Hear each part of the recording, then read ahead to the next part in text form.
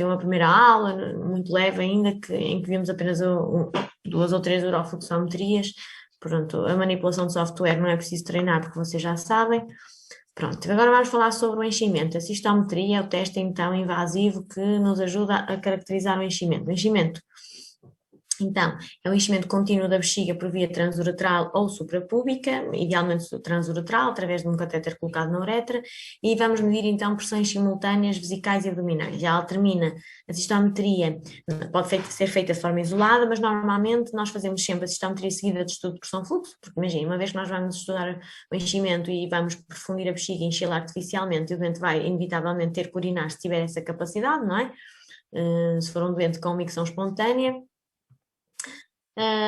E então, normalmente nós fazemos sempre o estudo de pressão-fluxo, não é? Aproveitamos que já estamos ali, só são uns minutos, e acabamos por medir também a competência de esvaziamento, que vamos depois falar mais à frente.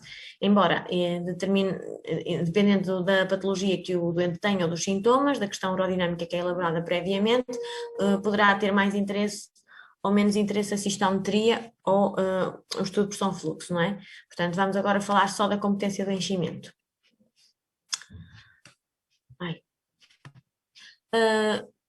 Então, para que serve a cistometria, não é? Ela vai nos ajudar a diagnosticar a função do reservatório do trato urinário inferior, da bexiga, e encontrar uma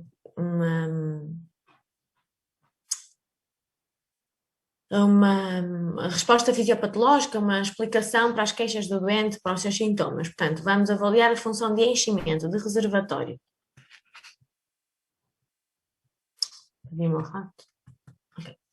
É então um teste invasivo e pretende demonstrar todas as alterações relevantes em relação à parte sensitiva da bexiga, em que está ativo o sistema nervoso simpático. O que nós procuramos é sempre uma resposta fisiopatológica para os achados. O que é que nós devemos de saber antes de começar o teste clínico, não é? Todos os sintomas e sinais que são reportados pelo doente, se for necessário, e muitas vezes até é preferível, a aplicação de um questionário de sintomas, direcionado para a patologia que se está a tentar investigar, ou então um questionário mais abrangente. O diário miccional, porque o conhecimento dos volumes miccionais usuais é muito importante, porque vai nos ajudar a prever a capacidade cistométrica, a estimar, mas também nos vai auxiliar no cálculo da velocidade de enchimento e vai-nos também fazer perceber se os valores sensitivos que estamos a ter no exame, não é, que o doente nos vai reportar, se eles são característicos do hábito, não é? Porque a sensibilidade vesical, ou seja, aquela sensação que o doente percepciona que já iria à casa de banho se fosse oportuno, não é? Por ativação dos mecanismos sensitivos, ela vai ser similar aos volumes médios de um diário miccional, não é? Que é os volumes que levaram o doente a ir à casa de banho no seu dia-a-dia. Portanto, o conhecimento do diário miccional seria muito importante também por isso, mas também para prever a capacidade e também para prever a velocidade de enchimento.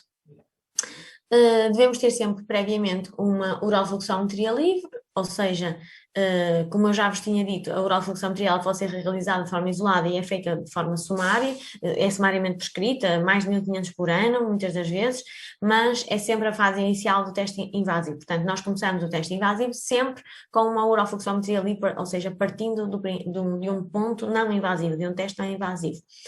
E devemos ter a avaliação do resíduo pós-miccional, ou seja, se nós vamos fazer uma urofluxometria, então sabemos qual é o volume miccional, e depois vamos colocar um catéter vesical no doente para podermos fazer a cistometria, nós temos aí uma excelente oportunidade para avaliar o resíduo miccional, porque vamos cateterizar o doente. Quando falamos do estudo urodinâmico completo, nós no final fazemos sempre com o bladder scan, também para confirmar que temos a certeza dos volumes residuais, mas nesta fase utilizamos o catéter, porque ele já lá está. Portanto, primeira fase, explicar ao doente detalhadamente, depois de nos apresentarmos, explicar ao doente detalhadamente o exame, é? E naturalmente que antes do doente entrar nós já verificamos a história clínica, farmacológica que está recolhida na anamnese e vemos as falhas dessa recolha. Vocês às vezes vão encontrar informação que é muito parca, não é? É diminuta, que faltam muitos pontos. Então vocês já sabem o que é que têm também que questionar o doente quando ele entrar. Portanto, nós se vamos estudar o enchimento, nós vamos ter que preencher a bexiga de forma artificial. Então utilizamos um fluido, que normalmente é uma solução salina ou a água destilada. Eu prefiro a água bidestilada porque danifica menos equipamentos porque não tem a presença do sódio, não é? Do sal. Mas se estivermos a fazer um estudo por exemplo, se quisermos recolher alguma molécula adicional, imaginem, além da cistometria, queremos recolher uma molécula, por exemplo, o ATP, o NGF, outra coisa qualquer que possa ser libertada por urotélio à distensão, então temos que utilizar qualquer investigação que nós vamos fazer na sequência do exame, como adicional, não é? Que vamos fazer uma análise química do lavado vesical, ou seja, daquele líquido que depois vai ser recolhido. Temos que usar uma solução salina, o soro fisiológico, porque nós precisamos então aí de uma solução isotónica, não é? Se for um estudo convencional, eu prefiro uma solução hipotónica à água destilada. Transdutores de pressão, nós já falámos ontem o que é que são. O nível de referência temos que saber qual é, não é? Que é a pressão registada ao nível do bordo superior da superfície pública, que aí a atmosfera será zero. O doente tem que ser posicionado, ou preferencialmente numa posição vertical, que será sentada ou ortostática. Só farão em posição de litotomia, por exemplo, pacientes neurogénicos que não tolerem a posição vertical, imaginem lesões medulares muito altas. O enchimento é realizado até um forte desejo de urinar, ou a marca de Strong Desire to Void, porque nós não vamos encher até provocar dor, não é esse o objetivo, isto é para representar a fisiologia do doente. A taxa de enchimento média vai ser sempre os 10% da capacidade esperada, como nós demos nas boas práticas. Portanto, se tivéssemos um diário miccional, seria a capacidade máxima. Imaginem que num diário miccional a capacidade máxima do doente eram 410, nós encheríamos a 41 ml por minuto. Como muitas das vezes nós não temos um diário miccional, vamos extrapolar para os 500 ml e então enchemos a 50 ml por minuto. Portanto, tem sempre que vir indicado no fim da cistometria, no traçado, o MCC, que é a máxima capacidade cistométrica, MCC, máxima capacidade cistométrica, e há duas formas de o fazer, isso vai depender dos equipamentos, não é? Hoje em dia, quase todos eles já seguem as guidelines, não é? É obrigatório pelo mercado, mas são admissíveis de duas formas: a interrupção do enchimento, a interrupção da bomba, não é? Que indica que o enchimento acabou, ou o permission to void, que indica que a cistometria acabou. O nosso software é refinado e permite mesmo colocar a marca de máxima capacidade cistométrica e também o permission to void e naturalmente também a interrupção da bomba, ou seja, as três formas. O que é que a cistometria nos vai permitir? Então, o conhecimento da atividade da utrusa durante o enchimento, ou seja, quer sensitivo, quer motor, portanto, a sensibilidade à distensão vesical e a capacidade vesical funcional, a acomodação, ou seja, a capacidade de distensão, no fundo é o que nos diz indiretamente a capacidade elástica, a capacidade da bexiga se distender, portanto, nós sabemos que a bexiga normal, ela enche sem pressão, ou seja, alguma pressão mínima, não é? Que ronda ali entre os menos 5 mais 5. Portanto, isso é uma boa acomodação, uma capacidade elástica, são fibras musculares saudáveis, com pouca fibrose. Agora, quando nós temos uma diminuição da acomodação, nós vamos ter uma bexiga de baixa capacidade porque não consegue distender. Pronto. O controle do processo miccional não está aqui vertido, ele vai ser só analisado no estudo de pressão-fluxo. Por isso é que vocês veem ali a sigla de PQ, pressão-fluxo. Portanto, que técnicas é que nós temos disponíveis? A cistometria simples e a cistometria de subtração. A cistometria simples nós não conseguimos fazer a pressão do detrusor porque estamos apenas a medir pressão vesical. É por isso só utilizado em casos muito específicos da pediatria, em bebés muito pequeninos, que não se vai colocar catéter abdominal, portanto não se utiliza na prática comum, não é? Então a prática comum do gold standard é a cistometria de subtração, em que nós subtraímos a pressão vesical, a pressão abdominal e obtemos então a pressão de detrusor. Depois temos a videocistometria, que é o estudo videoaerodinâmico, não é? E a ambulatória. Pronto, como eu vos disse, o que nós vamos falar é a cistometria de subtração, porque a videoaerodinâmica e a ambulatória estarão vertidas em capítulos próprios e a cistometria simples é uma prática muito pouco usada, mas também não tem muito a dizer sobre ela, é exatamente igual à cistometria de subtração, só que não conseguimos ter pressão de detrusor nem abdominal. Portanto, quais são os riscos que estão inerentes a esta técnica? É o desconforto durante o estudo porque é invasivo, há um catéter colocado, dois catéteres colocados intracavitários, não é? Portanto, pode provocar sempre algum desconforto, sensação de dor ligeira à colocação do catéter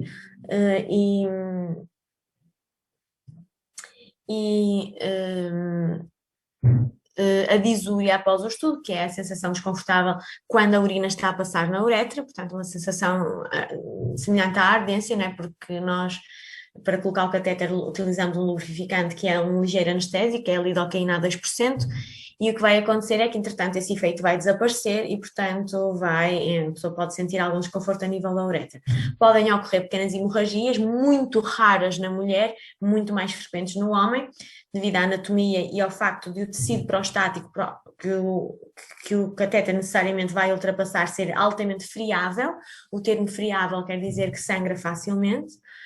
E há uma frequência de 2 a 4% dos doentes que fazem infecção urinária, infecção do trato urinário na sequência do estudo urodinâmico. Isto significa que os doentes de risco devem de fazer profilaxia, antibiótico profilático, ou seja, doentes com diabetes e com neuropatia diabética, não é? Se for um diabetes controlado, à partida não são doente de risco, mas um doente com neuropatia diabética, com doença neurogénica, inerente bexiga neurogénica, ou com ITUs de repetição, terá que fazer uma profilaxia, ou será recomendado. Embora há uma controvérsia, a comunidade científica não concorda toda com esta profilaxia, porque nós sabemos que 2% da população que faz profilaxia vai desenvolver a infecção urinária na mesma, uma vez que quando nós fazemos uma profilaxia o antibiótico é prescrito de forma empírica e não dirigida, ou seja, pode não ser sensível ao agente que vai infectar o doente, percebem o que eu quero dizer? Ou seja, o antibiótico não ser específico para aquela bactéria ou aquela bactéria não ser sensível ou até resistente, então a profilaxia não tem efeito, não é? Portanto, há alguns cientistas que advogam que não deve ser feita profilaxia em circunstância alguma. Eu acho, e no nosso laboratório temos o mesmo entendimento que a International Continence Society neste aspecto, que os experts, que é, embora não exista consenso, fica ao critério de cada laboratório e há uma recomendação relativa. No nosso laboratório, os doentes de risco fazem antibiótico porque preferimos ter uma atitude conservadora. Então, o antibiótico prescrito é um antibiótico de largo espectro com muito boa resposta. Nós vamos vendo as análises da química clínica que saem do hospital sobre as infecções nosocomiais, as infecções residentes do hospital. Como vocês sabem, existem focos infecciosos dentro do hospital e, portanto, os antibióticos vão sendo adequados a esses relatórios e normalmente, e tem tido sempre muito boa resposta, o que é prescrito é fosfomicina ou ciprofloxacina. Portanto, a fosfomicina é um antibiótico muito bom porque é de largo espectro, toma muito fácil, 2 saquetas é o suficiente, e não é depurado nem pelo fígado nem pelos rins, portanto é quase considerado um desinfetante urinário, não tem sequelas químicas de destruição celular. E a ciprofloxacina já não é bem assim, é uma quinolona e há aqui algumas ressalvas a ter, não é? Um doente que tem epilepsia e faz antipiléticos não poderá fazer uma quinolona ou não deverá fazer porque baixa o limiar epilético, portanto depois o médico que prescreve também tem que ter estes conhecimentos básicos de neurologia e neurofisiologia para conseguir perceber este tipo de coisas, não é? Depois, no caso de fazer videoaerodinâmica, há exposição à radiação e, portanto, grávidas estão excluídas deste tipo de exames e as crianças é uma exclusão relativa, portanto, se for necessário um exame com imagem, naturalmente vai fazer. E o outro risco, que é o maior risco em termos técnicos, é a falha, ou seja, é o teste falhar naquilo que é proposto, que é mimetizar os sintomas do doente e também responder à questão urodinâmica. Portanto, o maior risco técnico é esse, é a falha do teste por si só. Portanto, é um processo interativo que permite examinar quer a função motora, quer a função sensitiva da bexiga. Portanto, o sistema, vocês já viram ontem, é uma bomba peristáltica, é uma verificação extra da auditoria através de um load cell system, não é? De uma balança, é um fluxómetro, são transdutores de sinal, normalmente usamos 2 neste caso a cistometria usamos sempre 2, para a pressão vesical e para a pressão abdominal. E é um sistema de amplificação de sinal e um sistema de filtros, não é? Que nos vai filtrar o sinal e conversão do sinal analógico ao digital. Temos uma série de canais e se fizermos videoaerodinâmica ainda temos a fluoroscopia, não é? E se estudarmos a pressão da uretra ainda temos a pressão uretral. Portanto, no início do exame, passo a passo, nós vamos inserir um catéter dentro da bexiga, idealmente pela uretra. Se ela for inacessível por uma cistostomia, ou seja, um estoma, um orifício realizado suprapúbico, abaixo do umbigo, não é?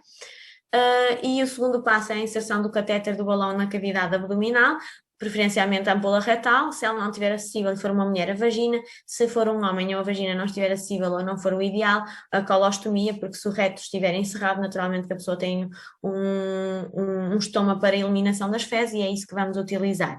A sequência é sempre esta, partimos da esterilização para a não esterilização, ou seja, a técnica 1, do ponto 1 é utilizada, é uma técnica limpa, em que nós utilizamos um campo esterilizado, os catéteres estão esterilizados e nós temos que nos esterilizar, desinfecção das mãos e uso de luvas esterilizadas. Para o ponto 2, apenas é uma técnica limpa, não é necessário esterilização, então nós começamos do 1 para o 2. Claro que antes da inserção dos catéteres, o doente é feita uma desinfecção geral da área, portanto, usando o iodoprovidona, que vocês conhecem se calhar vulgarmente como a betadine. Nas crianças tem que ser uma solução salina com sabão, não se pode usar iodoprovidona em menores, na população pediátrica. Portanto, geralmente a colocação dos catéteres é em litotomia ou em posição ginecológica, né? Nós temos que conseguir ver a área genital e retal, portanto, os catéteres são estéreis, nós para a cistometria especificamente utilizamos um duplo lumen, podem ser um catéter duplo lumen ou então 2 catéteres, já vos disse nas guidelines que é aceitável a utilização de um catéter para enchimento e um catéter para registro de pressões e já vos falamos dos benefícios e dos prós e dos contras. Não vou falar aqui agora. Os catéteres vão de 6 a 9 e não de 6 a 8, como estão aqui, eu peço que retifiquem, por favor. O carretal é um catéter de balão aberto perfurado. Aberto ou perfurado, podem usar os dois termos. Os catéteres são fixados adjacentes ao meato, vocês viram que até sobre isso havia umas imagens da ICS. E depois o doente é posicionado na posição confortável, sentado ou de pé, e antes de tudo isto temos que fornecer uma bata ao doente. Parece um preciosismo, mas há sítios que não oferecem uma bata ao doente, e eu acho indecente, porque o doente tem direito à privacidade, ok, nós vamos na mesma puxar a bata para cima para colocar todos os catéteres, mas o doente depois pode-se cobrir e sentir-se mais confortável, não é? Com a sua dignidade preservada e a sua privacidade. Portanto, eu acho que estes pormenores são muito importantes. Aqui desculpa, ali era 8 a 9? 6 a 9 e não 6 a 8. Ok. Aqui vocês têm uma imagem dos catéteres de 2 e de 3 vias, vocês conseguem perceber que nas 2 vias nós conseguimos infundir e fazer a pressão vesical, e aqui conseguimos infundir pressão vesical e pressão uretral. Nós com estes catéteres também conseguimos fazer a pressão uretral se utilizarmos depois aqui um sistema com uma torneira de 2 vias, também é possível. Eu agora tenho catéteres com 2 e 3 vias, mas já cheguei a não ter e não é por isso que não faço o estudo da uretra se for necessário, é só montar o esquema. Portanto, a posição de sentada é mais provocativa para a atividade do útero alterada, para a hiperatividade, do que a posição de supino. E em alguns testes pode ser até útil fazer o enchimento do doente em posição ortostática para usar isso como manobra de provocação. Portanto, se o doente for incapaz de permanecer em posição de sentada ou ortostática, então deve-se realizar o exame em posição de supino, pronto, porque não é possível de outra forma, não é? Estas são as pressões de repouso esperadas. Eu ontem falava-vos disto na aula, dizer, vocês vão ver que os intervalos de valores são muito distantes e vocês podem me dizer assim, professora, fogo, então 5 a 20 supino, 15 a 40 ou 20 está lá incluído, não é? E o mesmo acontece na ortostática. Pronto, mas são os valores registados, porque eles variam um bocadinho com o índice de massa corporal. Pronto, e se vocês olharem para um doente que está deitado, ele tiver uma pressão de 30, ok, alguma coisa não está bem. Portanto, são valores que ainda assim são indicadores e que nos permitem perceber se as coisas estão bem ou não. Utilizamos então a solução salina, não é? Ou a água destilada, com ou sem contraste, dependendo se é um exame com imagem ou não, e podemos fazer à temperatura ambiente ou temperatura corporal. E nós fazemos habitualmente a temperatura ambiente, mas imaginem que nós temos uma criança ou temos um doente neurogénico, não podemos estimular demasiado a bexiga, porque a solução mais fria vai estimular, então nós fazemos o aquecimento da garrafa de soro ou de água destilada até atingirmos mais ou menos a temperatura corporal para ser mais fisiológico. Então temos as bombas, nós já falámos sobre isto, não é? Os transdutores, também já falámos ontem, e o nível da sínfise pública é muito importante. Quando usamos transdutor externo, e é o que nós vamos falar sempre, nós temos que o alinhar ao nível do bordo superior da sínfise pública, porque permite-nos dizer que este nível, a pressão atmosférica é zero, e as pressões então ficam equilibradas. Podemos, a seguir, não é? Podemos, o que nós vamos fazer é os controles de qualidade e então vamos, antes de iniciar o registro do exame, vamos fazer a verificação da transmissão. É pedido ao doente que tussa, ou que aumenta a pressão abdominal através da valsalva ou outra manobra. Imaginem que é um doente que não consegue tossir, que é uma lesão medular muito alta e não tem capacidade de controle dos músculos intercostais nem diafragma. Nós fazemos um tapping, né? Batemos na barriga do doente, né? Sem magoar, fazemos uma pressão para aumentar a pressão intra-abdominal, e o que nós temos que ver é um spike, um pico com frequência rápida, quer no catéter, no canal vesical, quer no canal abdominal. E então, o máximo que é admitido é um blip bipolar aqui na pressão do Truser, que acontece por desfazamento do sinal. Quando existem bolinhas de ar nos catéteres, nós podemos então ter uma atenuação do sinal, que é o artefacto de dampening. Pronto, aqui vocês veem um esquema, não é? Várias tosses, aqui do C de cough, várias tosses no enchimento. Depois esta fase já é o esvaziamento, em que temos aqui contração da bexiga, vocês veem só pressão na bexiga e no detrusor, e não veem nada no abdômen, estão a ver? E depois no fim uma tosse de verificação da qualidade, e então é transmitido aos dois. E aqui isto é a curva de fluxo. Este gráfico para vos mostrar o quê? Porque assim vocês sabem que sempre que acontece alguma coisa no abdômen é transmitido à bexiga e ao abdômen. Sempre que acontece alguma coisa que é exclusivo da bexiga, só vemos no canal vesical e no canal abdominal. Desculpem, no canal do detrusor. Ou seja, contração voluntária da bexiga para urinar só vamos ver nestes dois, assim como contrações anómalas durante o enchimento da bexiga, próprias da bexiga, também só vamos ver nestes dois. E por isso a necessidade, ou seja, só vamos ver aqui e aqui. Por isso, a necessidade da existência deste canal é para fazer a subtração, para obtermos o detrusor e saber exatamente o que se passa dentro da bexiga. Aqui tem o artefacto de dampening. No primeiro é o exemplo normal, não é? No segundo temos um dampening abdominal, é a abdominal que está a medir menos, e no terceiro é um dampening vesical, é a vesical que está a diminuir menos, a medir menos. E isto tem implicação direta no detrusor, não é? Porque ele é uma subtração, portanto, muitas das vezes, se houver um dampening abdominal, nós vamos ter curvas positivas no detrusor que não correspondem à patologia, e vamos ter curvas negativas no detrusor que não correspondem à patologia quando temos um dampening vesical. Portanto, isto é muito importante porque podem dar falsos positivos ou falsos negativos. Aqui vocês têm, então, a definição de todos estes termos, não é? E algumas notas para poderem enquadrar. Então, qual é o objetivo? A sistometria pretende avaliar as competências próprias da fase de enchimento. Portanto, sensibilidade à extensão vesical, comportamento e função do detrusor, capacidade sistométrica e a acomodação. A sensibilidade. Durante a prova, a comunicação verbal é extremamente importante, ela é mantida, o doente é instruído, não é? Do que é que nos tem que dizer, ou seja, é explicado ao doente, olha, quando o senhor sentir que a bexiga já não está mais vazia, que já sente alguma vontade, mas que não iria à casa de banho, avise-nos, isto é o first sensation. Depois, a vontade em que já iria à casa de banho quando fosse socialmente aceito, mas que consegue perfeitamente tolerar e adiar, é o first desire. Strong desire, quando já teria que ir à casa de banho, urgência pode ter ou não, e a capacidade máxima quando percepciona que atingiu o seu limite. Portanto, são os 3 pontos a definir. A sensação normal da bexiga pode então ser alcançada através desta verificação. Portanto, aqui têm, e têm os termos que vão ser sempre utilizados no software e que são utilizados nas guidelines, a nomenclatura, que é em inglês e está a vermelho.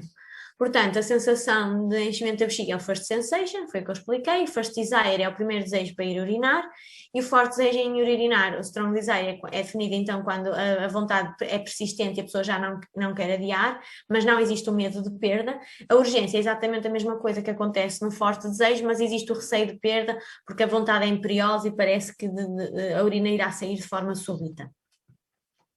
Portanto, quais são os volumes que normalmente ocorrem a sensação? É mais ou menos a 30% a 60% a capacidade vesical. Portanto, como é que nós podemos caracterizar a sensibilidade? Como normal, se estiver entre os 150 e os 250 mililitros de infusão, aumentada, portanto, se a pessoa é hipersensível e aí sente antes dos 150, reduzida, vai sentir depois dos 250 e é hipossensível, pode estar ausente, a pessoa pode não sentir nenhuma vontade, ou seja, não haver sensibilidade com a distensão, pode ser inespecífica, a pessoa não tem vontade de urinar, mas sabe que está a ficar com vontade de urinar porque consegue percepcionar pressão no abdômen, dor, arrepios, porque é a sensação através do sistema nervoso autónomo, é como uma descarga vagal, pronto, por aí fora. Então, a hipersensibilidade vai-se definir pela primeira sensação estar abaixo do bordo inferior dos valores normativos que vocês veem ali amarelo, inferior a 150, a hipo é acima dos 250 e a ausente a pessoa não tem qualquer sensibilidade, nem sequer uma inespecífica, percebem? De todo está ali impávido e sereno, nós enchemos 1 litro e a pessoa Nada, não acontece nada. Aqui vocês têm já os valores, não é? First Sensation, mais ou menos entre 150 e 250, que representa mais ou menos 33% da capacidade expectável. O First Desire andará à volta destes valores, não é? 66% da capacidade expectável, e o Strong, não é? Será perto dos 100%, e que é variável no indivíduo entre os 429 e os 700 ml. Aqui uma nota, nós nunca enchemos, a não ser em casos muito específicos, acima dos 500, 550. Porquê? Porque a distensão rápida da bexiga, porque o enchimento vai ser muito mais rápido do que a produção renal, pode provocar lesões permanentes. E porque não tem alteração na clínica, portanto, aquela história do qual é a informação clínica que eu tiro daqui. Ou seja, se a pessoa não sente nada aos 500 ml, qual é a vantagem de eu encher 700? Eu já sei que ela é hipossensível, não traz vantagem nenhuma. Portanto, sabemos o peso infundido e a velocidade da bomba, não é? Durante o teste, através das nossas bombas com alta performance de qualidade. Temos que incluir também a diurese, portanto, a capacidade sistométrica não é o volume infundido, mas sim o volume urinado mais o resíduo pós-miccional, ou seja, é o volume pré-miccional, que não é necessariamente igual ao volume infundido, porque a pessoa continua a produzir urina, correto? Portanto, após o estudo de pressão-fluxo, nós temos que medir o resíduo e assim calcular a capacidade sistométrica real. Vamos dar só aqui um segundo. Desculpem, eu já volto. Nós vamos fazer marcas eletrónicas durante toda a bexiga, vamos colocar no exame as marcas. E elas não vão incluir a diurese, portanto isto nós vamos ter que corrigir o teste no fim, se necessário, através deste esquema de ver volume urinado mais o resíduo, e então sabemos a real capacidade. Por isso, imaginem, vocês estão a encher, muito contentes, nanana, e aos 120 o doente diz, já estou a sentir. Ok, first sensation, e vocês pensam, é ligeiramente hipersensível. Mas depois, no final, vocês encheram 400 ml, não é? E o doente urinou 500. Significa que ele, quando sentiu vontade de urinar, vocês não podem dizer que sentiu aos 120. Vamos ter que assumir que sentiu, por exemplo, perto dos 220. Portanto, ele não é hipossensível, é normal. Portanto, é muito importante ter isto em conta, porque isto altera resultados entre normal e alterado. Vocês já sabem que a pressão de detrusor é então calculada através desta subtração. Vocês conseguem ver aqui um exame, um esquema real. Conseguem ver aqui as tosses de verificação. Estão a ver? Pressão abdominal, pressão vesical, ok? E a pressão de detrusor, e aqui também tem a pressão uretral, não é tão importante para aqui. E a pressão de detrusor tem apenas um decalagezinho aqui, mas é perfeitamente aceitável, porque vocês veem que elas são praticamente iguais, estão a ver? São altamente reprodutíveis, certo? O doente aqui está a conversar, está a falar, está a respirar. As linhas têm que ter oscilação, a gente chama isso fine detail, são live lines, linhas vivas, porque elas vão captar os movimentos de inspiração e expiração, e às vezes até cardíaco, e portanto nós temos que ter linhas que oscilam com a respiração, não podemos ter uma linha flat, não está a medir, seguramente. E vocês veem aqui as tosses de verificação da qualidade, tudo certinho, mas também conseguem ver que está certinho, que é reprodutível, apenas olhando para os movimentos do doente, quando ele fala ou quando responde a alguma questão. E depois, aqui uma tosse de verificação no final. Pronto, está tudo ok. Em relação ao comportamento do detrusor, como é que é a função do detrusor normal? Ele não pode ter nenhuma alteração durante a pressão. Vocês reparem que este detrusor é normal, ou seja, é tranquilo, não acontece nada. Há uma ligeira aumento da pressão, perfeitamente normal, dentro dos parâmetros normais, que tem a ver com a distensão. Mas não há nenhuma contração, não há nada de novo. A hiperatividade do detrusor, então, é qualquer amplitude de pressão positiva no detrusor durante o enchimento, que acontece de forma, é uma onda positiva, que acontece de forma involuntária, não é voluntária, não é o doente que contrai voluntariamente, e pode acontecer de duas formas, fásica ou terminal. Fásica acontece uma vez, ou duas, ou três durante o enchimento, e há um retomar à linha de base, ou então terminal, a contração ocorre e faz desplotar a micção, e chama-se terminal por isso, porque põe termo ao enchimento. Depois, temos que caracterizar também se é neurogénica ou idiopática. Se for um doente com alterações neurológicas, com patologia neurológica conhecida, vai ser sempre hiperatividade neurogénica. Se for um doente sem patologia neurogénica, aquela hiperatividade é considerada idiopática, não tem uma causa neurogénica subjacente. Os exames ou os padrões da citometria, eles não discriminam a neurogénese, ou seja, isto é pela história clínica ou pelo exame clínico, não é pelo tipo de contração que nós dizemos, esta é neurogénica, esta é idiopática. Não, é a história clínica, atenção. E aqui temos um exemplo de hiperatividade, as setas vermelhas, a seta azul aponta para a primeira tosse de confirmação e de calibração, e vocês vão ver que ela ocorre ao longo do tempo, não é? Temos aqui várias, não é? Nós vamos fazendo calibrações. Isto aqui é um artefacto de movimento do catéter. E por aí fora. E depois aqui, estas aqui, esta onda, esta, a que está abaixo da seta, esta e esta finalzinha aqui, são contrações positivas idiopáticas do trúser, fásicas, num doente não neurogénico. Isto é hiperatividade vesical. Como veem, este trúser já não tem um comportamento tranquilo. E aqui tem o esquema para vocês perceberem. E há ainda duas maneiras também de classificar isto, mais duas, que é, ela além de fásica ou terminal, neurogénica ou idiopática, ela é espontânea ou provocada. Portanto, imaginem que nós só tínhamos o exemplo das setas vermelhas. Nós tínhamos hiperatividade espontânea, que ocorre, vai ocorrendo, não é? Mas reparem que a seta verde assinala uma contração involuntária do trúser, não é? Vocês veem aqui. E imediatamente a seguir à tosse. A este tipo de contração nós chamamos provocada. E é este, espontânea. Imaginem que só tínhamos este, era espontânea. Quando temos tão bem assim, é provocada. Portanto, que manobras provocativas podemos utilizar para testar a hiperatividade do trúser? O enchimento mais rápido, imaginem porque o estudo neurodinâmico ele é específico para a hiperatividade, não há outro exame que a possa diagnosticar. Ou seja, tu podes ter um doente com síndrome de bexiga hiperativa e esse síndrome é classificado pela clínica, mas a hiperatividade do trúser e a bexiga hiperativa só dá para classificar com o estudo aerodinâmico positivo. Só que ele como é muito específico, tem uma baixa sensibilidade, como vocês sabem. E depois aqui perdemos no valor preditivo, se fôssemos a fazer estudos estatísticos. Então, temos que utilizar manobras de provocação, tal como vocês usam no EEG para provocar ausências e hiperventilação, por exemplo. Então, nós fazemos um enchimento mais rápido, não fisiológico, por exemplo, 70 a 100 ml, com o catéter aguentar, a mudança postural, testes de stress, aumentar a pressão abdominal, mexer com as mãos em água fria e, eventualmente, até outras coisas. Há um teste que só se faz nos neurogénicos, que é extremamente doloroso e, portanto, só se pode fazer em pessoas que não têm sensibilidade, que é o Ice Water Test, que é instilar água gelada.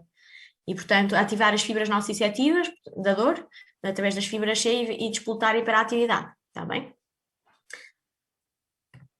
A hiperatividade, então, é um diagnóstico exclusivamente urodinâmico e está presente quando? Ou pode ocorrer quando? Em doentes que trazem sintomas de urgência, e incontinência, vocês podem ver descrito como urgência, ou então, quando têm todos os sintomas, então nós dizemos que é a síndrome da bexiga hiperativa.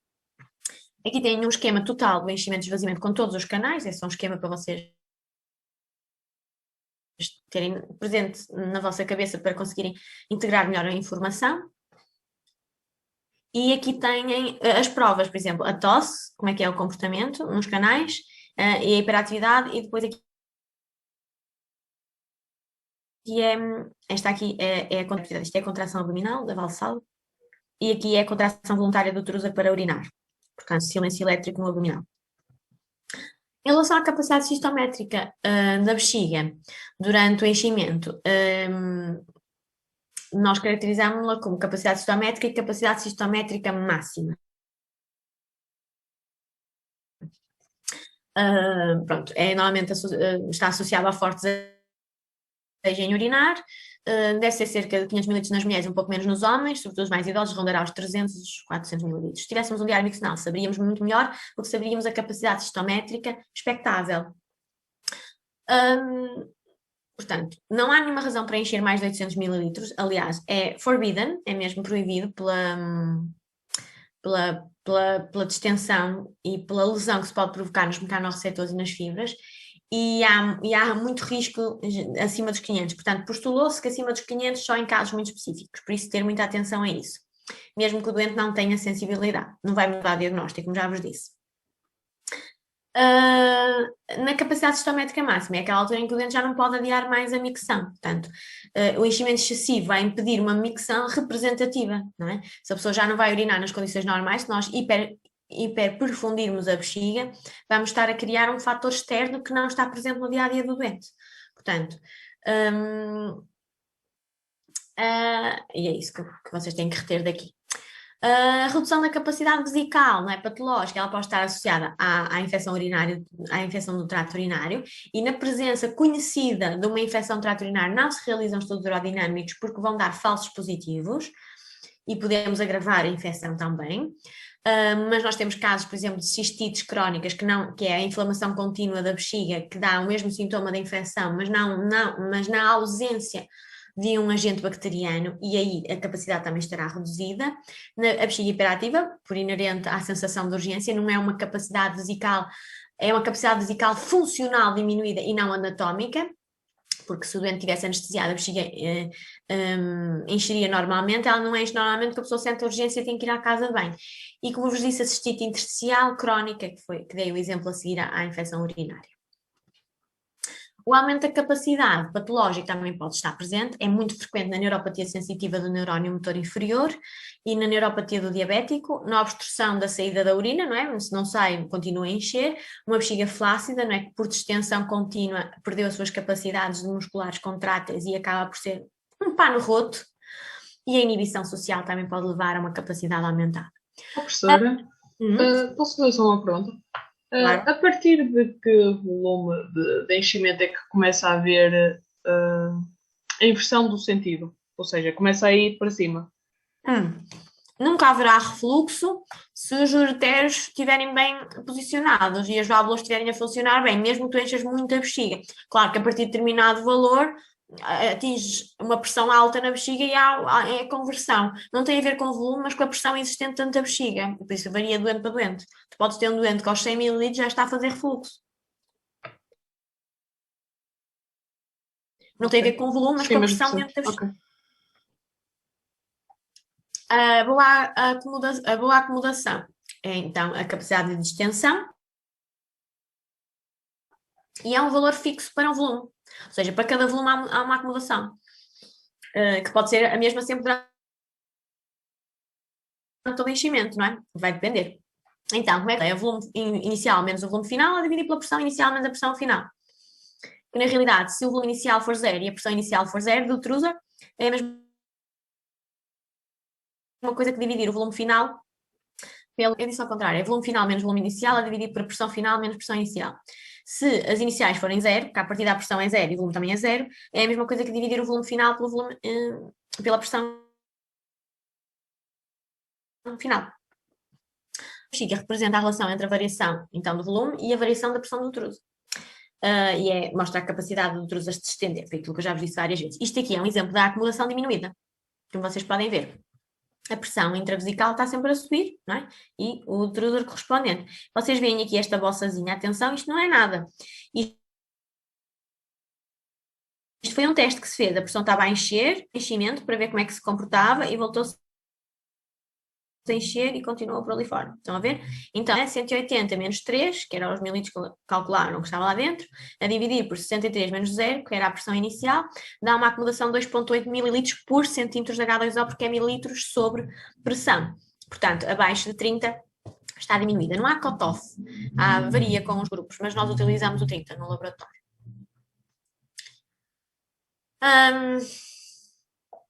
Valores normais são então superiores a 30 ml por centímetro H2O, ou aqui há um intervalo de 30 a 40, porque o 40 nos neurogénicos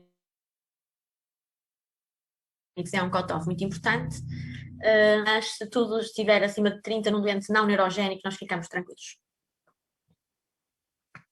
Vocês têm aqui uma série de causas neurogénicas e não neurogénicas que a diminuição da acumulação.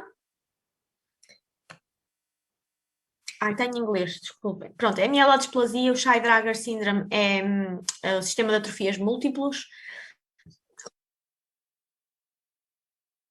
Uma lesão suprassagrada da medula, a esterectomia radical, porque fazem muitas vezes lesão do plexo pélvico, e a ressecção anterior do reto. Nas não neurogénicas é a obstrução infravesical, múltiplas cirurgias à bexiga que vão criar zonas de cicatriz e, portanto, fibrose e impedem que ela se estenda bem. A cistite crónica, seja a intersticial, seja a rádica ou por tuberculose. A rádica é a consequência da radioterapia. E a utilização de catéter urinário permanente, ou seja, o dente estar algo aliado fica rígida. Então, o teste para verificar a acomodação, se nós queremos ver, não é Covid, é migalha.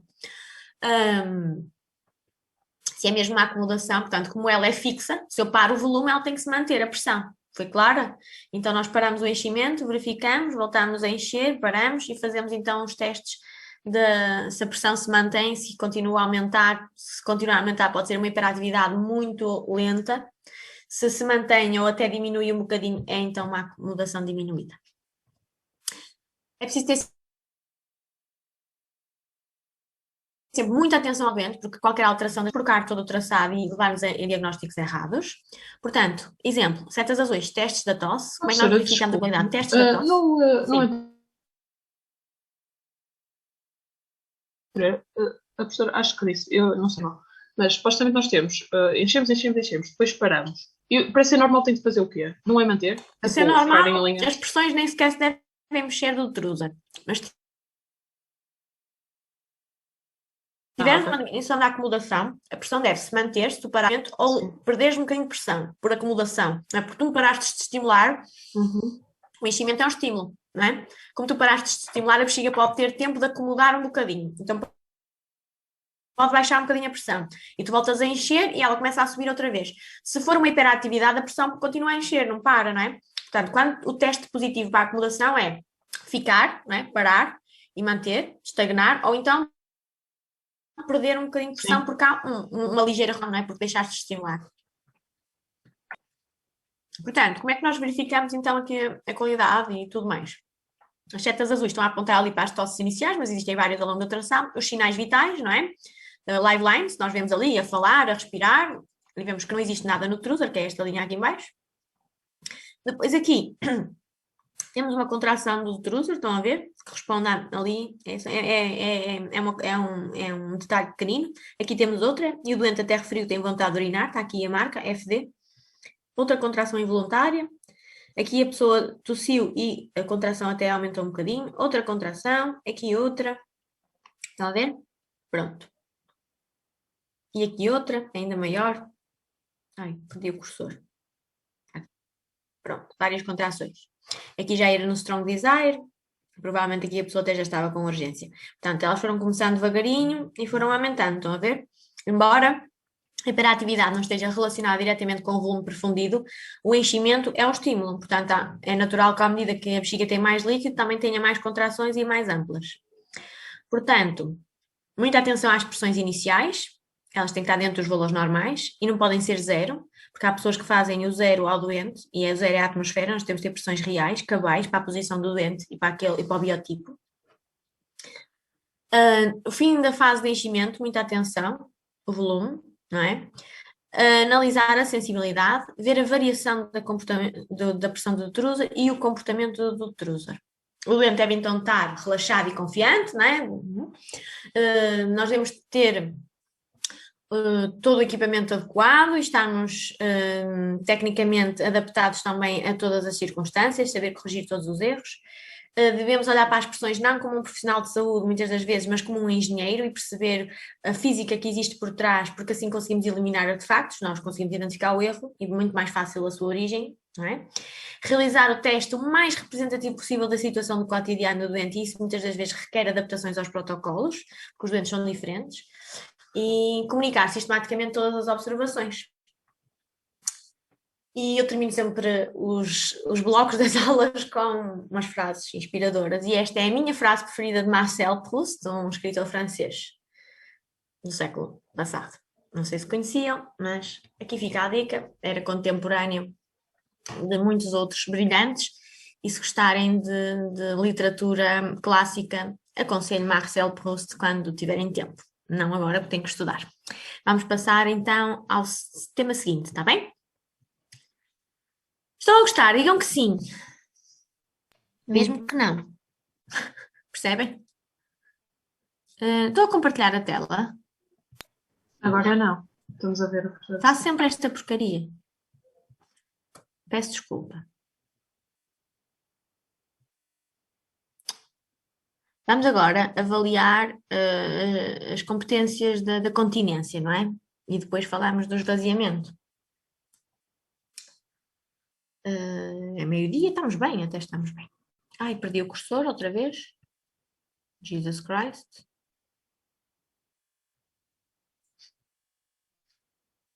Por que é que isto me acontece? Ok. Está aqui. Vamos então falar da avaliação da incontinência urinária e da função uretral.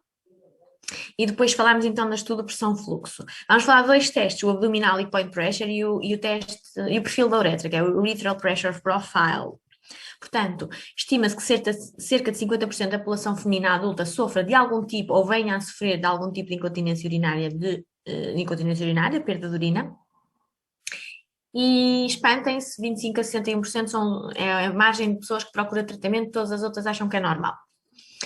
Causa imensa morbilidade, tem um impacto muito grande na qualidade de vida, está diretamente relacionado com a depressão e a ansiedade, é uma pescadinha de rabo na boca, e leva a problemas laborais ou corporativos, o facto da pessoa ter que ir muitas vezes à casa de banho, perder urina e não conseguir fazer esforço, leva às vezes a uma falta de compreensão das entidades laborais, que estas pessoas têm uma necessidade especial.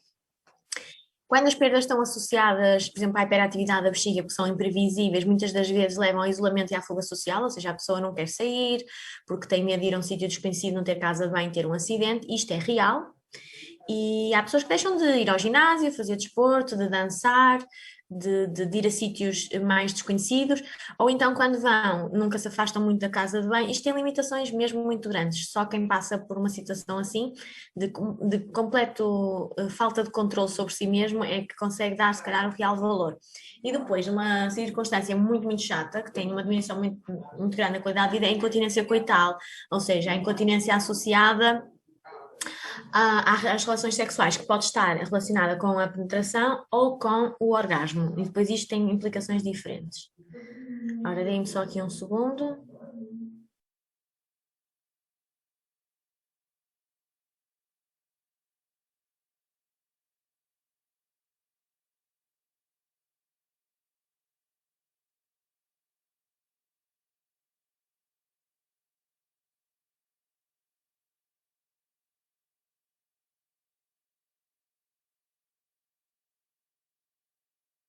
Estou de volta. A prevalência da incontinência não está bem estabelecida, mas é maior na idade superior aos 20 anos e nas mulheres não grávidas, representa mais ou menos 25 a 45% na população com mais de 20 anos. Nas mulheres não grávidas, porque a gravidez é uma circunstância especial e que pode haver incontinência urinária que se resolve no final da gravidez, tem a ver com a pressão que o bebê faz intra-abdominal. Depois, há vários tipos de incontinência urinária. Os três grandes tipos é a incontinência urinária de esforço, a incontinência urinária de urgência e a incontinência urinária mista, que tem o componente destas duas, portanto, estas siglas que vocês veem aqui. E aqui tem a prevalência da incontinência relacionada com a sua origem, sendo que a de esforço, naturalmente, é a que é mais prevalente. E depois, existe também a incontinência iatrogénica, ou seja, pós-cirurgia, por exemplo, do CA da próstata, no cancro da próstata. Isto no caso do homem já. Fatores de risco é a idade, a obesidade, a paridade, né? O número de partos, gravidezes e a via do parto, terapêutico hormonal pós-menopausa, história cirúrgica, esterectomia, prostatectomia, o nível socioeconómico, não é? É muito mais prevalente nas classes com menos capacidade económica. Determinados exercícios físicos, nós sabemos hoje que há determinados desportos de competição que têm como comorbilidade a perda de urina, por exemplo, e não se espantem, o remo e a canoagem, todos os desportos de alto impacto e de fadiga, que é a corrida de fundo e meio fundo, por exemplo, balé, por causa da hiperatividade que provoca no pavimento pélvico, pronto, e desportos de impacto, sobretudo a corrida, é que tem mais comorbilidades. A etnia, portanto, a raça branca caucasiana é mais prevalente, e a obstipação é uma comorbilidade que aumenta, que é um fator de risco para a incontinência. Portanto, aqui vocês têm a classificação de todas. O abdominal point pressure, então, é um teste em que nós fazemos um aumento da pressão intra-abdominal através de duas técnicas, o CLPP, que é o teste da tosse, ou de Valsalva, o VLPP. E depois ainda temos o Detrusor Leak Point Pressure, que não é um teste, é um ponto, mas eu não podia deixar de dizer aqui porque é um dos Leak Point Pressures, ou seja, quando vocês têm uma diminuição da acomodação, pode gerar a pressão suficiente para haver perda. É sempre preferível que haja perda e não haja refluxo, não é? Portanto, se houver perda e não houver nenhuma tosse, ou seja, nenhum aumento da pressão abdominal através da tosse ou valsalva, não houver nenhuma hiperatividade e ocorrer perda pura e exclusivamente pela diminuição da acomodação, nós temos um DLPP, Detrusor Leak Point Pressure, ou seja, é a ponte de pressão do detrusor de perda. Pronto, mas na verdade, é muito chato para o dia a dia, mas para nós é um alívio, quer dizer que não há refluxo, sai para baixo, não vai para cima. Pronto, mas ainda carecem de muita standardização. Portanto, é isto que acontece, um aumento da pressão intra-abdominal. Quando é um indivíduo continente, a imagem do meio, a pressão é transmitida à bexiga e ao colo vesical e ao terço proximal da uretra, portanto fica tudo à mesma pressão, não há fuga de urina. Quando há movimentação, hipermobilidade uretral ou há uma insuficiência esfincteriana, a pressão que é transmitida à bexiga não é transmitida ao colo vesical nem ao terço proximal da uretra e, portanto, estes dois elementos vão estar a uma pressão inferior e há movimento do líquido. Pronto. A pressão intravesical à qual ocorre a perda é então o ALPP, ou seja, nós vamos fazer uma série de aumentos de pressão e vamos ver a menor pressão que vai gerar perda. E é esse o nosso cutoff. Portanto, se os valores forem inferiores a 60 centímetros de H2O, nós achamos que estamos na presença, suspeitamos de uma insuficiência esfincteriana intrínseca. Se forem superiores a 90, a suspeita é de uma hipermobilidade da uretra. Se estiverem entre os 60 e 90, é uma zona cinzenta, não sabemos se está apenas um componente patente ou se estão os dois, mas naturalmente se for mais próximo do 60, o esfíncter está mais danificado, se for mais próximo do 90 será um contributo maior pela hipermobilidade da uretra, que é o excesso de movimento da uretra com o aumento da pressão.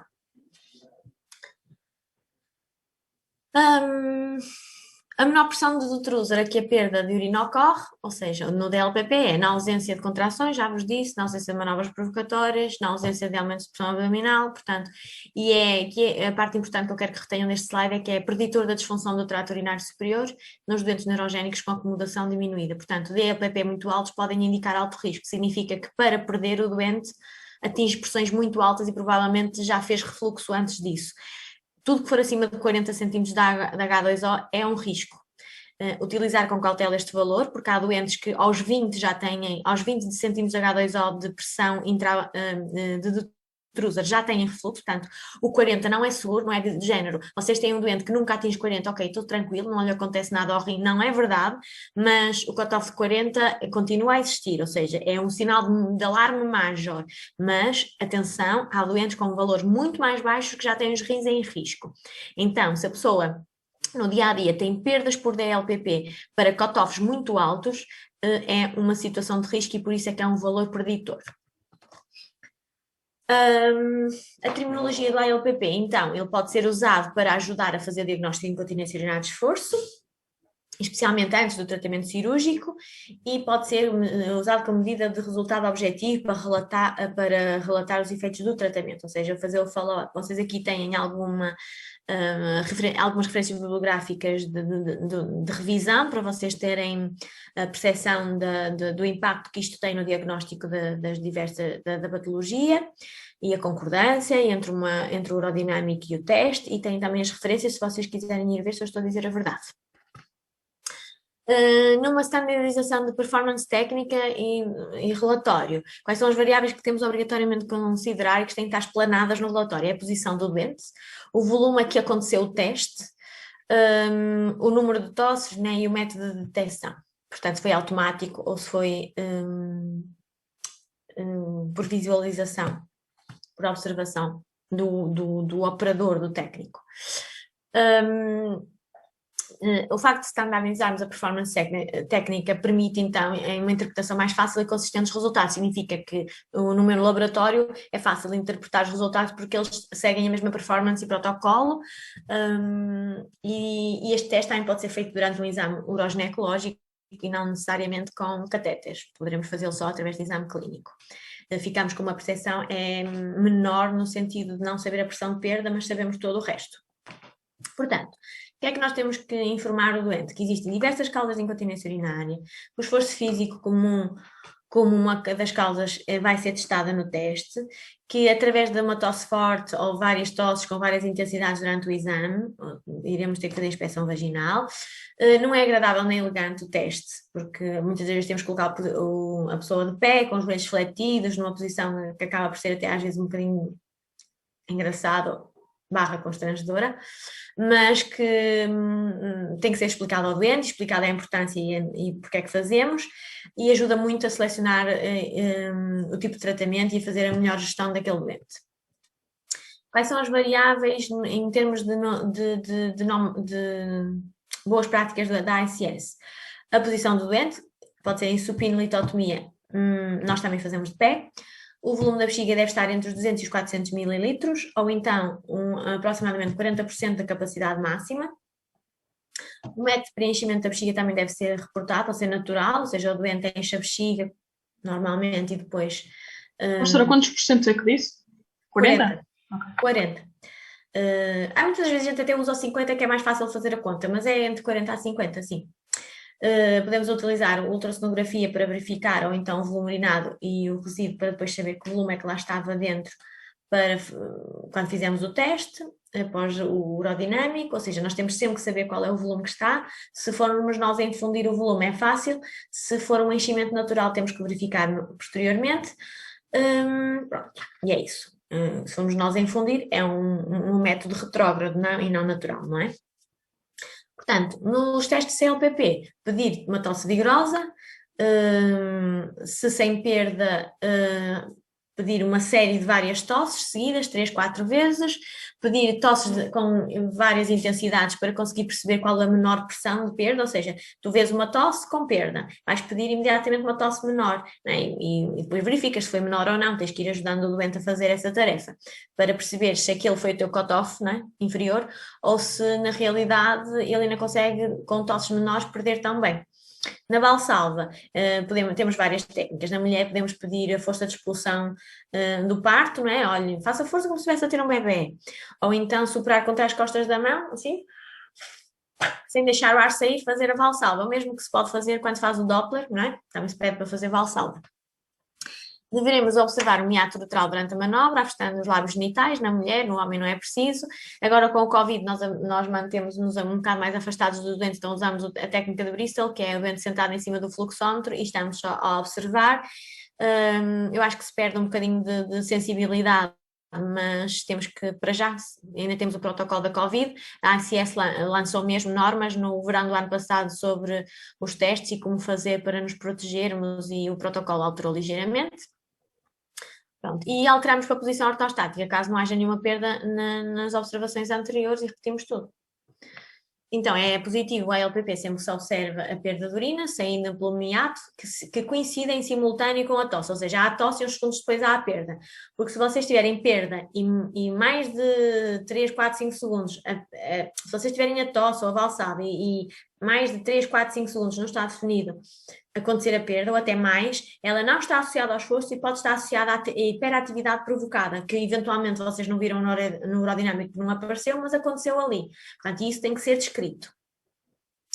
E temos que dizer no relatório, né? Registro de perda de urina para um ALPP de X valor, não é? É negativo quando não há perda nenhuma em posição nenhuma, não é? Então dizemos que no relatório que não se observaram perdas até aquela pressão abdominal de X, não é? Porque não podemos garantir que numa pressão superior, que nós não conseguimos reproduzir, ela não ocorra. Portanto, professora, qual era se não fosse... Delay. Sim, não é o valor que eu queria dizer, era o que era indicativo. Imagina, tu pedes à pessoa para tossir ou aumentar a pressão intra-abdominal, e a perda não ocorre logo, ocorre passado um bocadinho, não é? O que a gente suspeita é que é uma hiperatividade provocada pelo aumento da pressão intra-abdominal, aquilo que eu falei no módulo anterior, que nós podemos ter hiperatividade espontânea ou provocada, e ela pode ser provocada pelo aumento da pressão intra-abdominal, e muitas das vezes a pessoa perde urina não porque tossiu e a perda foi por esforço, por falência da continência do esforço, percebem? Porque o aumento da pressão intra-abdominal fez com que o esfíncter e o pavimento pélvico não conseguissem contrariar, não é? Porque quando tu tosses eles devem contrair, e na incontinência de esforço o que acontece é que a pressão, como eles estão mais abaixo, não conseguem. Aqui no caso de tu pedires para tossir e a perda acontecer mais tarde, significa que tu provocaste foi uma contração de hiperatividade e a perda ocorreu porque o detrusor se contraiu e não pelo esforço que tu provocaste. Pronto, então é preciso que isso fique descrito e é preciso investigar direitinho, porque se calhar não estamos na presença de uma incontinência urinária de esforço, ou então o que nós temos é uma mista, não é? Pode ter as duas circunstâncias. Pronto, tem que ficar descrito porque o doente já é visto de outra forma e se calhar a opção cirúrgica já não pode estar em cima da mesa, porque tem que se tratar a hiperatividade primeiro. Pronto, isto é aquilo que eu acabei de vos dizer. E aqui é a conclusão clínica que nós tiramos. Nós atualmente já não escrevemos isto nos relatórios, mas colocamos apenas se é inferior ou superior a 60 centímetros de água ou superior ou inferior a 90. E depois, clinicamente, o médico irá testar no exame físico se eventualmente poderá ser mais pelas insuficiências esfincterianas ou não. Não escrevemos diretamente porque caiu esta prática, mas sabemos que se suspeita que é uma insuficiência esfincteriana intrínseca, que é isto IEI, se for inferior a 60, aquilo que eu vos disse, superior a 90 é por hipermobilidade e lusco-fusco se for no meio. Então aqui nós temos Valsalva, vocês conseguem ver as manobras de Valsalva, não é? Valsalva, e aqui as tosses, e apontamos o leak point sempre que ele ocorreu, e esta desgraçada perdeu quase sempre, só não perdeu nestas pressões muito pequeninas. Pronto, aqui outro exemplo, em que vocês veem aqui esta valsalva com perda, esta valsalva que nós pedimos para fazer de forma mais lenta, não ocorreu perda, depois várias tosses, pronto, só perdia para pressões muito altas, estão a ver, todas superiores a 90, a mais baixa é esta, 95, mas é superior. Pronto. O perfil da uretra. As medições de pressões uretrais são então utilizadas para avaliar a função de encerramento e esvaziamento uretral. Atenção, o perfil da uretra é um teste acessório. O ALPP dá-nos muita informação junto com o exame físico, muitas das vezes é o objetivo da perfilometria, portanto a perfilometria não faz parte do standard, é um teste adicional, as ginecologistas adoram e eu faço para a ginecologia, mas eu sem isto consigo chegar exatamente ao mesmo diagnóstico do que com. Portanto, eu acho que tem muito mais interesse às vezes para a investigação, e porque as medidas que se utilizam é a pressão de encerramento máximo uretral e a pressão de encerramento uretral, e eu na verdade acho que o valor maior que isto tem é o tamanho do esfíncter, ou seja,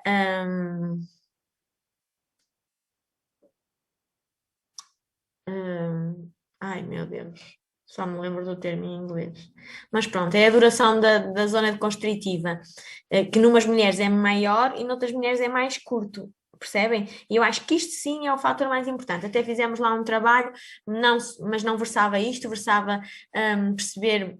Uma aluna, a Elizabeth, fez um trabalho sobre isto, mas versava sobre se era reprodutível ou não, ou seja, o exame físico, a LPP e a perfilometria. E claro, chegámos à conclusão que a perfilometria apenas confirma os resultados dos outros dois, ou seja, continua a ser um teste acessório, mas haveremos de fazer um estudo só sobre o comprimento da zona de continência uretral. Porque aí é que há muita variabilidade, e eu acho que se calhar pode ser um fator preditivo, não sei, tem que se estudar. A pressão uretral é então definida como a pressão necessária para abrir a uretra fechada, colapsada, e esta definição surgiu através do Griffiths no ano em que eu nasci, por isso é que ela está aqui, só por isso, porque nem é muito bonita, é só porque foi no ano em que eu nasci. No fundo quer dizer que o que eu vou medir, na realidade, não é a pressão do esfíncter, mas é a pressão necessária para abrir. Percebem? Ou seja, a uretra está encerrada, eu vou passar lá um catéter com água, aprofundir continuamente, e o que eu quero saber é a pressão mínima de abertura. E essa pressão mínima de abertura é a pressão do esfíncter, da zona de continência. O registro das pressões ao longo da uretra, ou num único ponto, pode-se fazer. Normalmente eu faço ao longo da uretra porque nós queremos fazer mesmo o perfil. Ou seja, o comprimento, o perfil funcional, forças constritivas e intensidade. E isto o objetivo é dar-nos o prognóstico de incontinência urinária de esforço, e vocês vão perceber nos exemplos o que é que eu quero dizer. Então, nós temos a máxima pressão uretral de encerramento, que vai ser também calculada, que é P-ura menos P-VES. Temos a pressão da uretra, que é a pressão uretral literalmente medida, não é?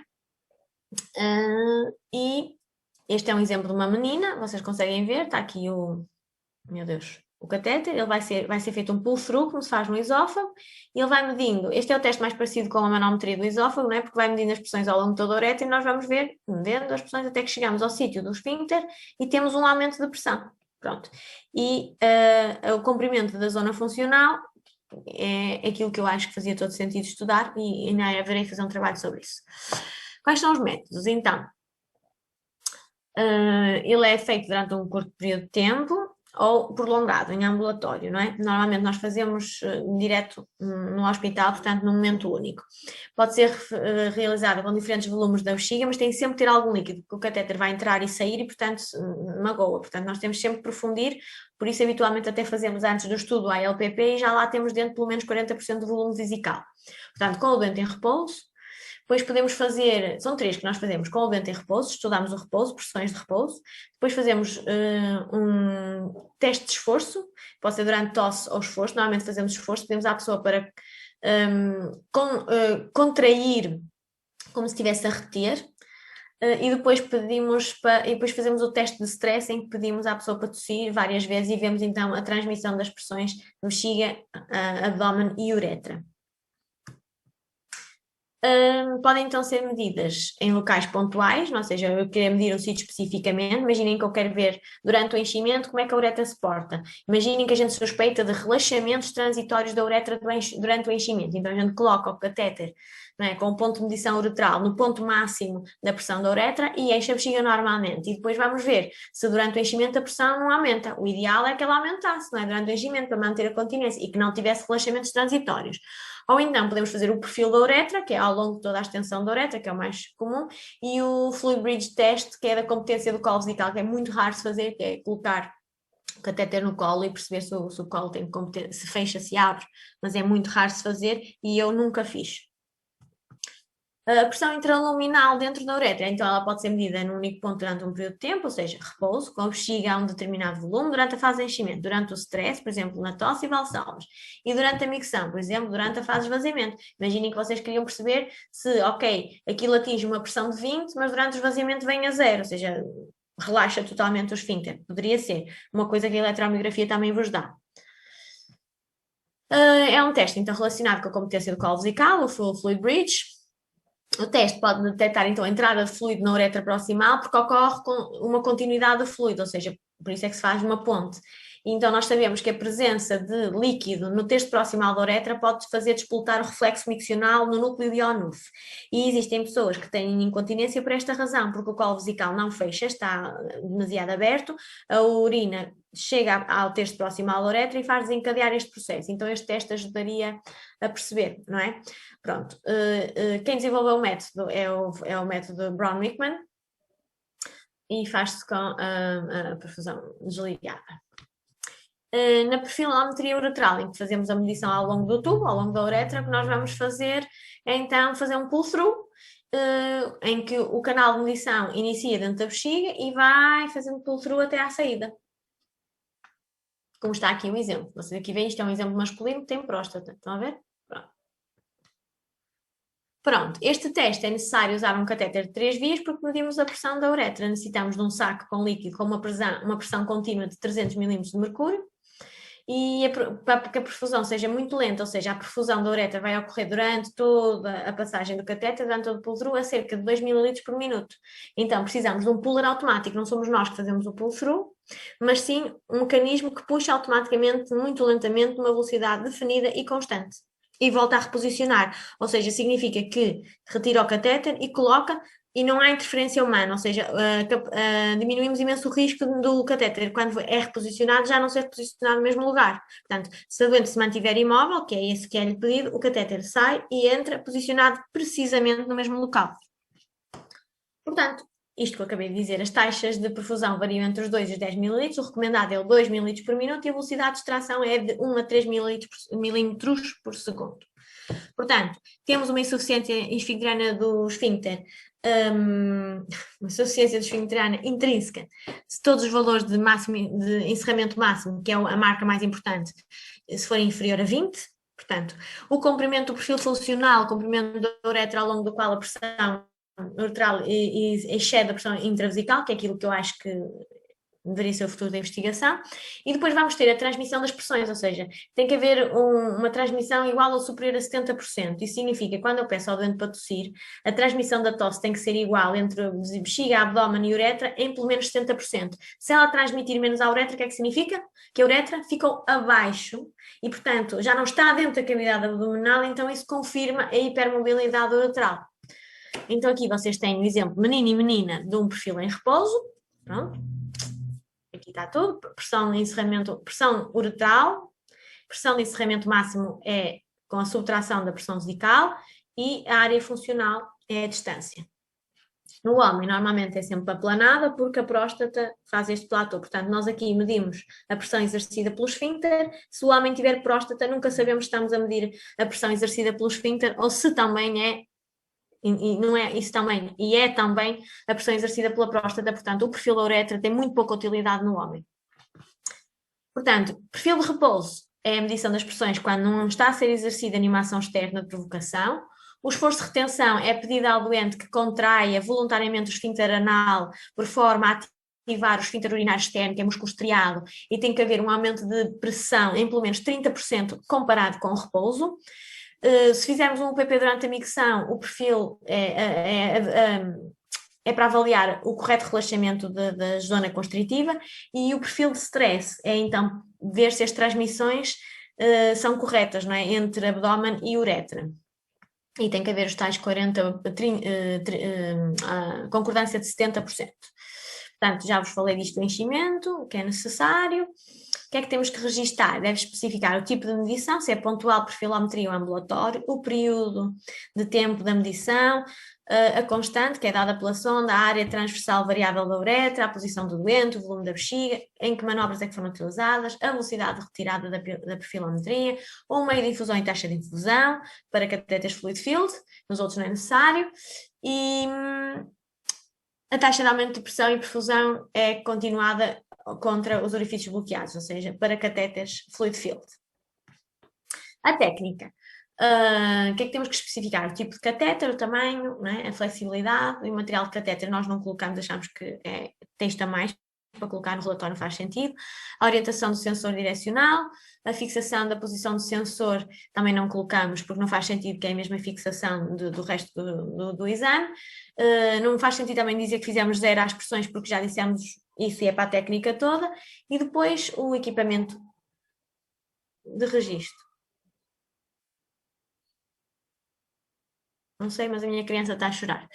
Temos que fazer a calibração dos zeros, dos canais todos, tal como ao nível da Sinfis pública, tal como nos outros. Quando usamos catéteres microtipo, podemos usar, não temos o ponto de referência e nem temos a perfusão, não é? Para medir, ou seja, não é necessário ter um catéter continuamente a profundir, isso é só para os fluid field.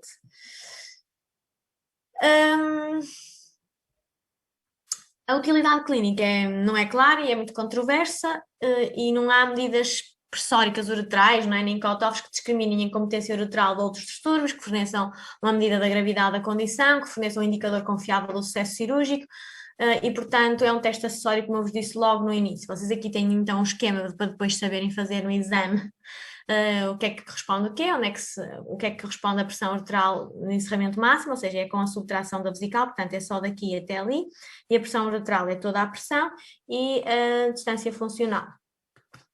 Aqui tenho um exemplo então do lab laboratório. Isto é um teste em repouso, este é um teste em esforço de retenção e este é um teste de stress, em que pedimos então para tossir. E vocês veem que aqui não há assim tanta concordância porque temos spikes negativos, e se houvesse muita concordância nós teríamos aqui uma curva mais lisa. Esta pontinha que vocês veem aqui é o reposicionamento do catéter, que é feito de forma rápida, então provoca um artefacto. Pronto, mas não é um dado clínico. Pronto, pressão uretral máxima em repouso, ela é normal através desta fórmula. Esta é a fórmula que usamos no laboratório, foi definida pela ginecologia, que é quem pede estes testes, que nós não utilizamos na urologia, mas eu sou muito honesta, eu acho que a forma que devia ser utilizada é um método usado em Bristol e seria esta. esta fórmula aqui em baixo dos 92 para a mulher e do 71, e no homem não tem fórmula, é só esperar que sejam estes valores. Portanto, mas efetivamente o protocolo foi desenhado para as médicas da ginecologia e elas preferem aquela fórmula ali em cima, que nos dá muito mais trabalho, mas é o que é. Assim, a medição da pressão uretral ainda é, antes de tudo, uma ferramenta de pesquisa, eu acho, não pode ser usada como, através dela, decidir ou não se vai operar. Os outros testes são mais fiáveis, do meu ponto de vista, e com concordância da maioria das pessoas que versam a urodinâmica, ou seja, é controverso, mas eu acho que a maior parte da comunidade científica concorda de que é um teste acessório, e por isso é que a AICS o coloca mesmo como um teste acessório. A pressão uretral e a pressão de encerramento uretral são conceitos idealizados, idealizados, esta palavra está aqui propositadamente, que visam representar a capacidade da uretra em prevenir as perdas. Não há dúvida que a pressão uretral tem uma importância significativa para o mecanismo da continência. A forma como nós estamos a medir aqui é que é muito artificial, porque a catéter está a passar e cria aqui muitas controvérsias na fisiologia da micção, porque se nós sabemos que urina no terço proximal da uretra pode explotar o reflexo de micção, o facto de estar a passar um catéter com líquido também o pode fazer, e portanto, se nós tivermos pressões diminuídas, também nunca podemos dizer garantidamente que não foi um relaxamento por reflexo, não é? Há aqui muita controvérsia e portanto é um desafio e continua ainda muita coisa por definir nesta área. Eu dava aula de hoje então terminada, mais ou menos meia hora mais cedo do que a 1 da tarde, não fizemos intervalo, e agradeço por vocês compreenderem isso.